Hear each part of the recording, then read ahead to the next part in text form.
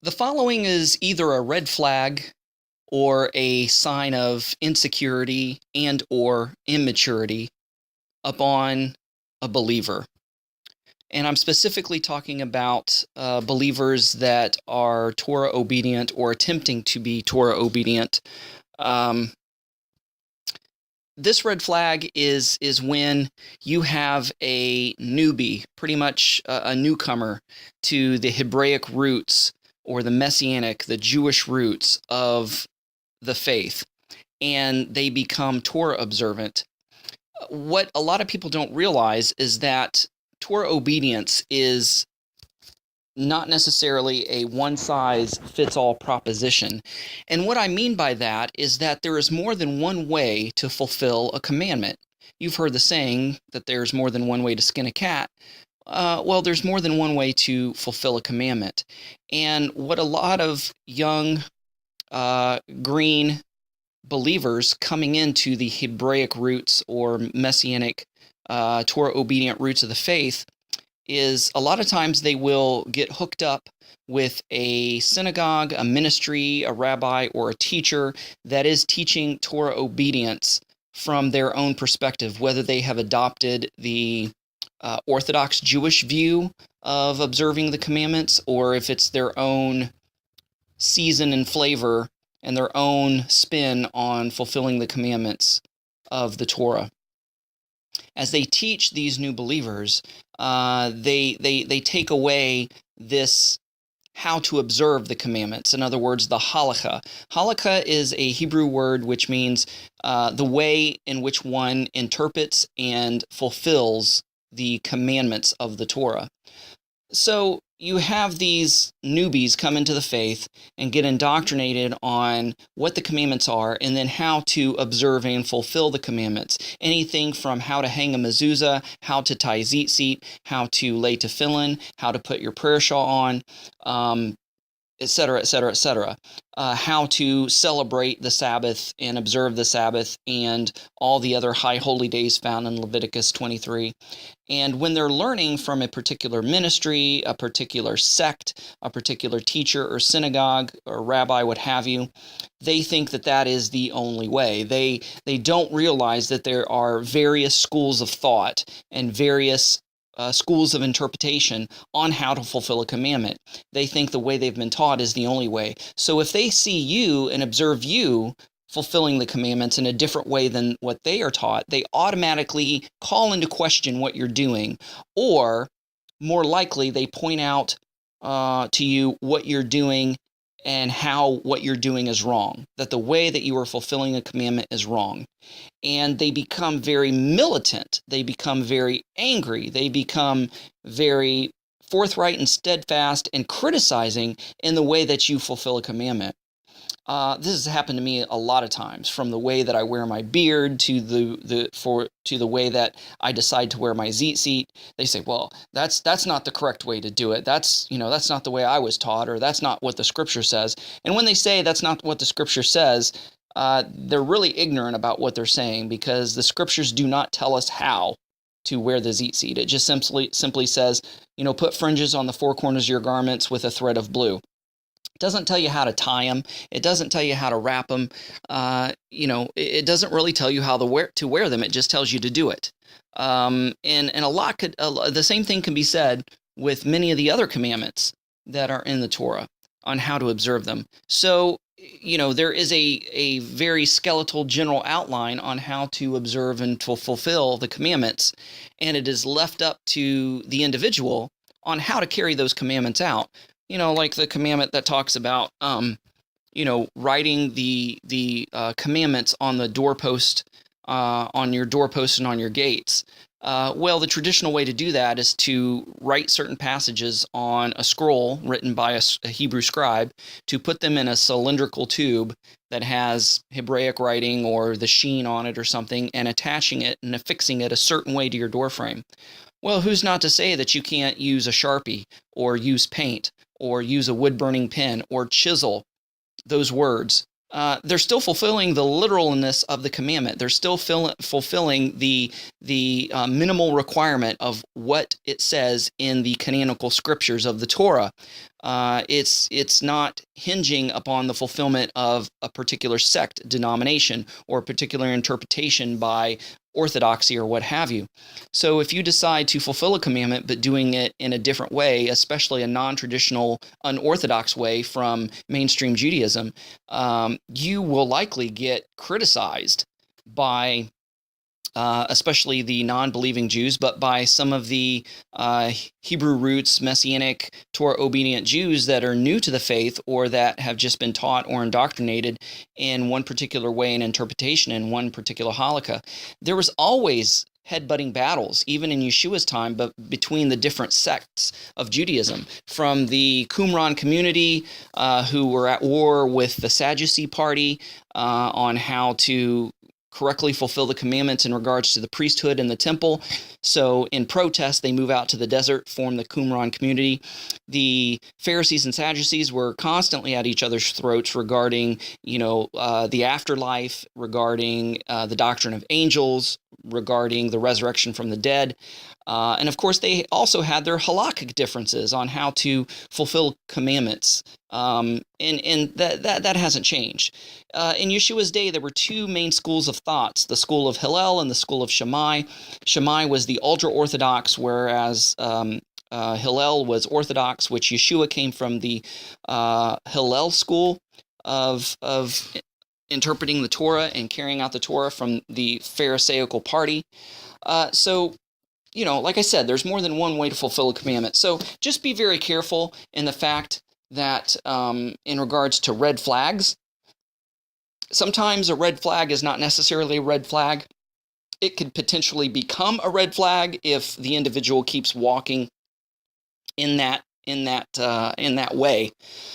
Most likely when you are criticized on how you fulfill commandments and people say, oh, well, you're not doing it right, or that's not the right way to do it. That's not the way the Orthodox does it. That's not the way I was taught.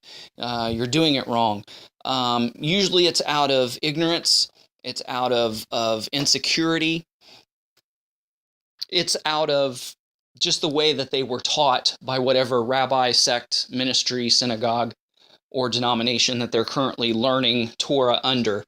And these newbies in the faith, these greenhorns in Torah obedience, needs to be shown love and patience and gently say, hey, look, I don't keep the Torah the same way you do because I don't belong to the group you belong to, or I am not Orthodox. I'm not Orthodox Jew. I have a different halakha. It doesn't mean that I'm disobeying Torah. It's just that I'm not keeping it the way you do, and that's okay. And they need to be taught that. But if they persist in that you are sinning and persist in that you are wrong, then that becomes a problem. Then their insecurity and ignorance has become a red flag because they're becoming militant and cult-like and saying that their way, the way they've been taught, the way they've been instructed to carry out Torah, is the only legitimate expression and the only way, and whoever else does it any differently is sinning and is wrong. Then that's when it graduates from that insecurity and becomes a red flag. And that's a red flag in other believers that you need to be aware of and to look out for, because they will try to sway you in convincing that, no, you got to do it the way I do it. You can't do it the way you do it. We work out our own salvation with fear and trembling. We work out our own halakha, our own way of fulfilling the commandments and carrying out the commandments. We all have the same commandments to fulfill because it's all right there in the Torah, but how to fulfill them is different. Everybody's got a different halakha, a different way of fulfilling the commandments. A lot of it is based on the Talmud and the Mishnah and Orthodox Judaism. Some of it is not, because we realize that some interpretations and halakha of Orthodox Judaism actually negates many of the commandments. And Yeshua brought this out even in his day, where he was telling the Pharisees, hey, you're getting on me. Yeshua was like, you're getting on me for not ritually washing my hands before I eat. You're getting on to me and my disciples for fulfilling the laws of gleaning, which is just grabbing a handful of grain from the field and getting the husks off, rubbing the husk off in your hand and eating a mouthful on the Sabbath in order to satisfy hunger. And, you're saying that we're breaking Torah because we're fulfilling the laws of gleaning? No, we're breaking your tradition. We're breaking the commandments and the interpretation you came up with and added to the Torah. So even in Yeshua's day, they had problems with this. So Yeshua was setting them straight in that they weren't breaking Torah or being disobedient to Torah. They were just going against the Orthodox Halacha. They were going against the Orthodox interpretation and way of carrying out the commandments and the traditions that were added to the commandments. So, I try to be as sola scriptura as possible, and when there is any doubt or question, then I look towards tradition and to see how they do it, and I make the decision whether I will follow that particular halakha or, come up with my own in regards to fulfilling a certain commandment. So when we encounter these people, we've got to be loving and patient with them, realizing that they're zealous, realizing that they're new in the faith, realizing, that they've been, taught by a particular group, sect, ministry, rabbi, or teacher. And they just got to gently be told, hey, I just don't belong to the same kind of group that you run with, and that's okay. We all keep the same commandments. I just keep them differently from you. Doesn't mean that I'm keeping them wrong. It just means I'm keeping them differently. And if they persist in not being convinced of that and remain convinced that you are wrong, then it becomes a red flag, and you need to separate yourself from that person. You need to lovingly try to set them straight, by yourself and then 2 or 3 witnesses. And if that doesn't work, then just, you can't bring them before the elders because you don't belong to the same group or sect. That's when you just kind of cut things off and just let them go. So don't let other people try to convince you that your halakha is wrong just simply because you're not keeping Torah the way they do. Because we all keep the same commandments, we just keep them a little bit differently. We've just got to extend and show love and grace to one another in the way we keep commandments, and embrace our differences and glory in our differences, because that's what makes the world so great. That's what makes faith so interesting. That's what makes fellowshipping with other brothers and sisters so awesome.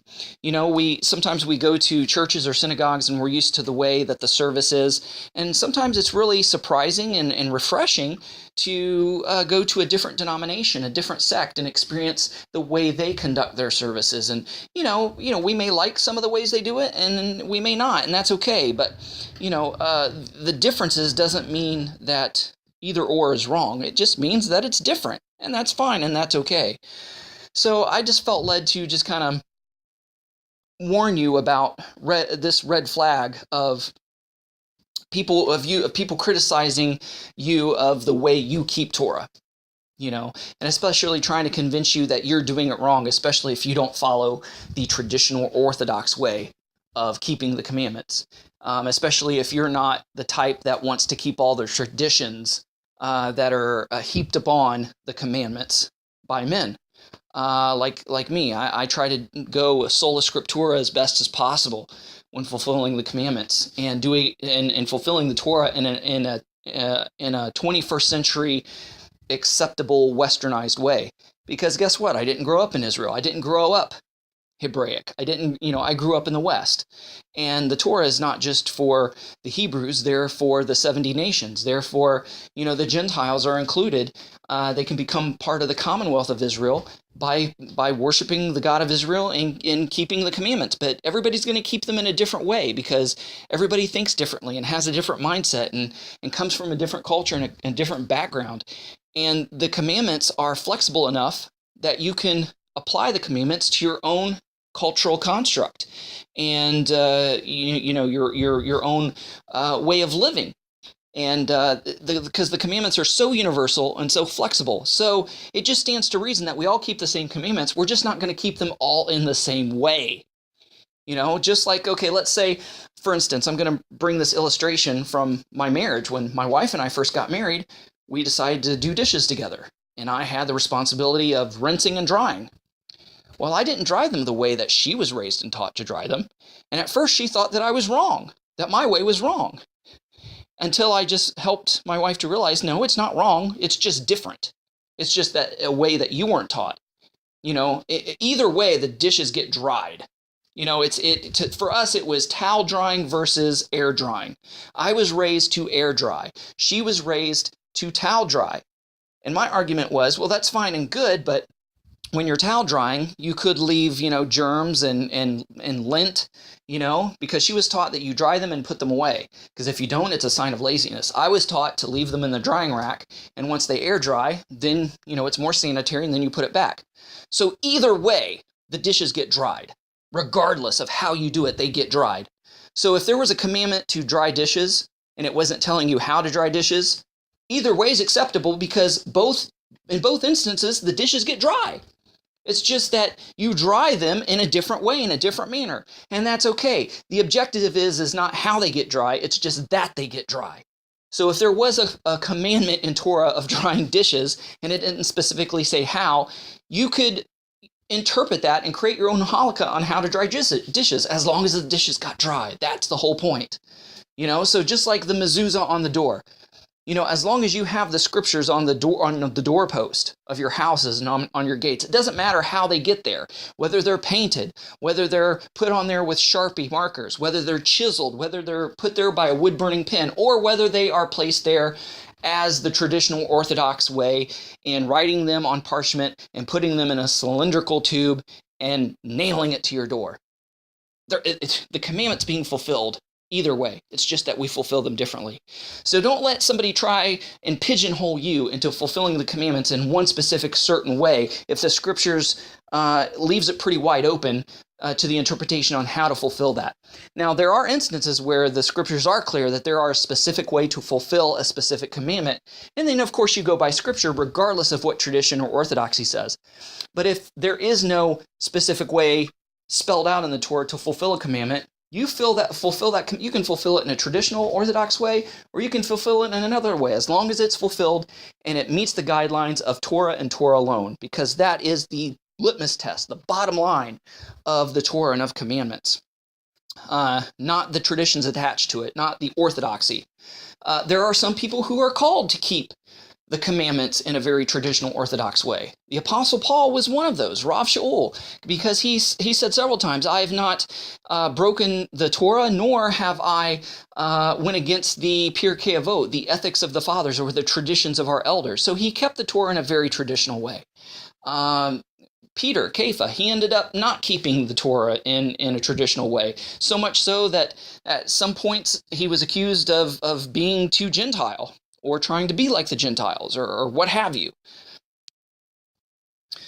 So again, this red flag episode or section is mostly focused on believers and how newbie believers follow Torah, and not to let people convict you, or I shouldn't say convict, I should say condemn you, that you're keeping the Torah wrong, when you've chosen a particular way that fulfills the scripture but may not fulfill the tradition. And that's fine, because as long as the Torah is fulfilled, it doesn't matter how we do it necessarily, because we have our own path, our own way of halakha, our own way of walking and fulfilling the Torah.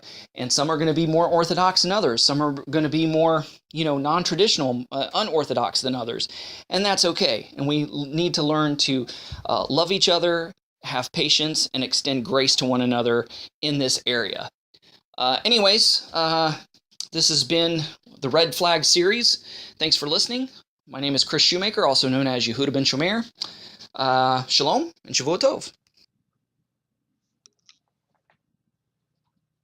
Hey guys, do you want to know all the dirt on Chris Shoemaker, also known as Yehuda ben Shomer? Then check out the Raw Confessionals. Maybe my dirt can help you stay clean.